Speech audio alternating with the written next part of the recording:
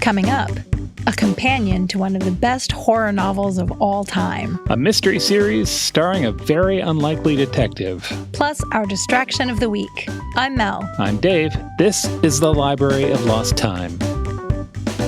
Shirley Jackson's novel, The Haunting of Hill House, is arguably one of the best horror novels ever written. Yeah. It was published in 1959, and it pretty much set the modern standard for haunted house stories. Joe Hill, that's Stephen King's son, said that Shirley Jackson was the first author to understand that houses aren't haunted, people are. That's one of my favorite tropes. Yeah. But I have a complex relationship with The Haunting of Hill House. Okay. The way she's created an atmosphere of dread is brilliant. Yeah. I was transported directly into that terrible, grasping, hungry house alongside characters that are believable and distinctly unlikable and kind of unreliable. Well, the whole time you're not really sure if you should trust their recollection of their experiences and what they're saying to each other and to themselves. Right. Who in this book is telling the truth and what is the truth really? Yes. Which is very appropriate for what she's doing there. Exactly. So given all of that, I feel like I should love this book. I hold it at arm's length. I don't feel like I ever want or need to reread it. Okay, so you admire the book, but it hasn't caught your heart. Yes, because it's a little too bleak and grim. Yeah. I wanted there to be more gleefulness in the horror. In our last episode, I talked about Black River Orchard by Chuck Wendig. Right. That made me laugh with delight when terrible things were happening. Right. The Haunting of Hill House just kind of makes me feel bad. Yeah, I think there's a personal choice there about what kind of horror you might enjoy, right? Yes. Some people do like the very dark stuff, the bleakness of it all, and other people like a little bit more. It's horrible, but it's manageable somehow. Yeah. Yeah. Having said all of that, there is now a version of Hill House that I enjoyed quite a bit. It's a new book written by the author Elizabeth Hand. I know Elizabeth Hand. I talked about her for our amusement park episode. She wrote Curious Toys. That's sort of a mystery set in an amusement park circus in Chicago in the early 1900s. Lovely book. We've gotten good feedback from our audience on that book, too. Yeah. A bunch of people took your recommendation and really liked it. So that's Elizabeth Hand. She is the first author approved by Shirley Jackson's family to write an authorized novel based on Shirley Jackson's work. Wow. Yes. That's quite an honor. Yeah. And I would think it'd be very intimidating to walk in those footsteps. Her book is called A Haunting on the Hill, and it's a sequel to the original, with Hill House, the haunted mansion, exerting its evil influence on a new set of characters. It's unsettling and tingly and a really, really good ride. I had fun reading this haunted house story while also keeping the lights on and kind of turning my head to see the things that were happening in the corner of my eye. Right. Do you know that feeling? Yeah. For me, this book is the ideal balance of terror and entertainment, and the setup is so good. A group of actors temporarily move into Hill House because they're rehearsing a modernist staging of a 17th century play about an infamous witch. I mean, why not practice your spooky play in a haunted house? Sure. What could possibly go wrong? Right. The small cast of actors is very dramatic. They're a cocktail of narcissism, insecurity, and artistry. They know what they're doing. They're good actors. I rooted for them, even while I was rolling my eyes at them behaving like divas. Yeah. And not seeing what was going on around them. Yeah. Because they were too wrapped up in their own stuff. Elizabeth Hand does a perfect job of slowly having the characters unravel.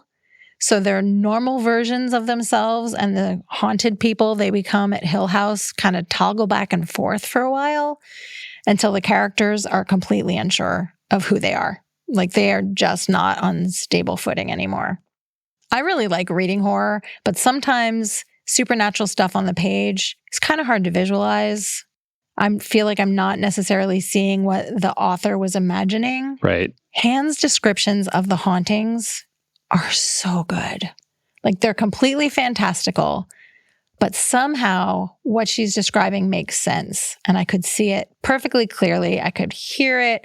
I could feel the wind. Like, everything the characters were experiencing, I was in it. And it was deliciously awful.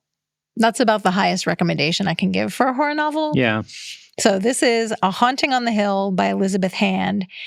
And if you haven't read Shirley Jackson's The Haunting of Hill House, you might want to give it a try. It is a classic. It is very well done. Yeah, the writing is so strong. It's amazing. She was definitely a witch, a word witch. Please don't haunt me, Shirley Jackson. S.J. Bennett is an author who's been exploring an intriguing idea for 3 books now. The idea is, what if Queen Elizabeth II was an amateur detective?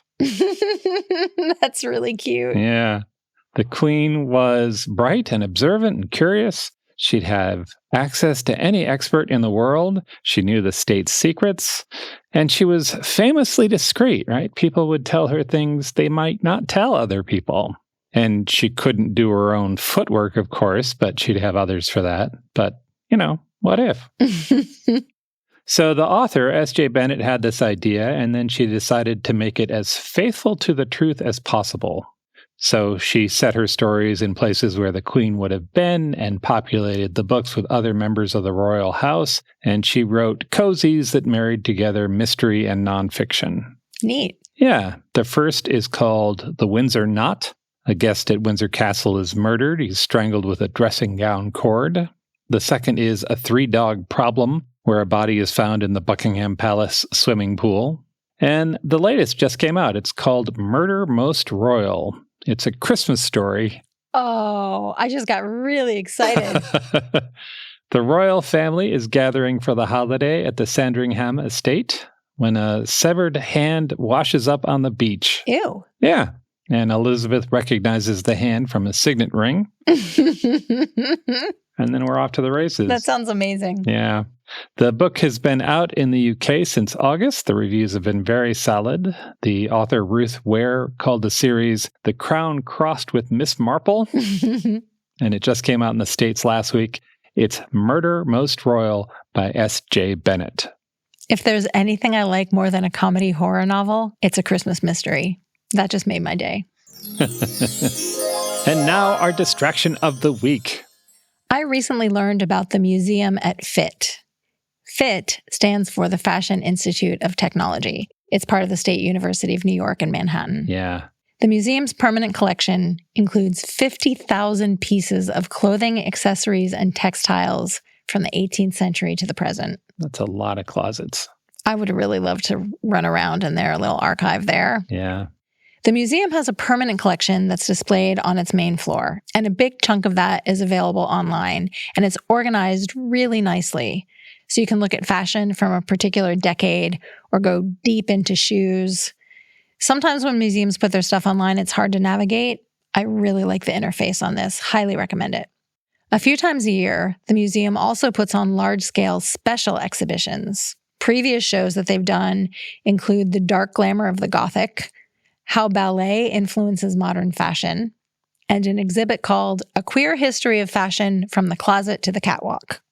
Those all sound awesome. There's so many good ones. There's one about corsets. There's one about clothes and rainbow colors. Any topic you can think of with fashion, they've probably done. Yeah. And all of those are also available in galleries online with photos and supporting information. Right now, the current show is Food and Fashion.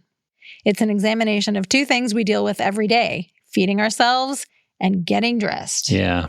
The 90 pieces in the exhibit were chosen for their commentary on luxury, gender, consumerism, and body politics. There's a lot of smart thinking that went into putting this show together. But it's also really fun. All of the pieces in the food and fashion exhibit cover a wide range of emotions and styles. Some are really cute and colorful, and you would just be like, oh, look at that cute dress with the fried eggs on it. Adorable. Right. Others are stark and elegant, and some are definitely surreal. There's a kitschy purse that looks like a serving of McDonald's French fries in the little cute. cardboard box. Yep. There's a silk floor-length gown that's an enormous reproduction of the wrapper for a Hershey's chocolate bar. Okay. Both of those were designed by Jeremy Scott. He's the former creative director of the design house Moschino. And he said that with this collection, he took something trashy and made things to be treasured forever. Dolce & Gabbana, you might know them, they're Italian designers. Sure. They created a collection of dresses to celebrate Italian food and its popularity around the world. So they have frocks printed with giant pasta noodles and cans of tomato sauce and gelato and cannolis. Not everything is so over the top. Nigerian designer Niyi Okoboyejo was inspired by jollof rice. Oh. You might remember I talked about jollof rice in our episode about Nigeria. Sure. It's practically the country's national dish. It's made with rice cooked in a spicy tomato sauce. Instead of illustrating the rice on his clothing, Okoboyejo built his aesthetic around tactile fabrics like corduroy and velour. So when you see them, you just want to touch them. Yeah. And the earthy colors of jollof rice. So the color palette is like deep chocolatey brown and a rich goldenrod and a warm orange. It's subtle and very luxurious looking, even though they're casual clothes. And they're things you would definitely want to wear. My favorite, which is not at all subtle, is a lady's hat from 1953 that looks like a layer cake with pink flowers on top. That's fun. The exhibit runs through November 26th. If you can't physically get to New York, there are a few options to consume this exhibition at home. I see what you did there. There's a really nice audio feature in a free app that includes select pieces from the show, along with audio from the curators and the designers. Yeah. I downloaded it and listened to all of it. It was really cool to hear the stories behind the fashion. There's also a gorgeous coffee table book called Food and Fashion. It's 320 pages of photos and essays that document the entire exhibit. The cover is a photo of a woman wearing a dress that looks like a 3-layer wedding cake, and it's decorated with 3-dimensional cherubs and roses. It kind of looks like one of those cakes that a dancer would jump out of at a stag party in the 1950s. Yeah. Only she's wearing it. I love it so much. Visit strongsenseofplace.com/library for more on the food and fashion exhibit and all the books we discussed today. Thanks for joining us in the Library of Lost Time. Remember to visit your local library and your independent bookstore to lose some time yourself. Stay curious. We'll talk to you soon.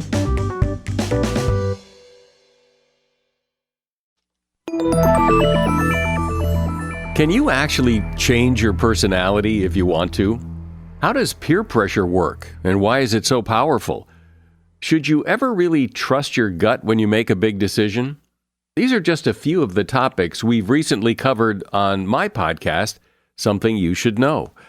I'm the host, Mike Carruthers, and each episode of Something You Should Know covers multiple topics that are likely relevant to you.